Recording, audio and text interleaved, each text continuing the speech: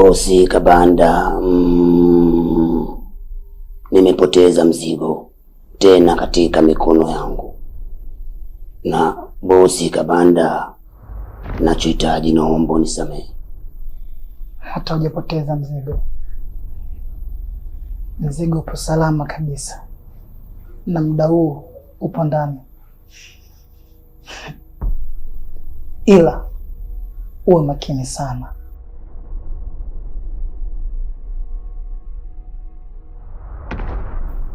Yule ni kijana wangu. Nilimtuma.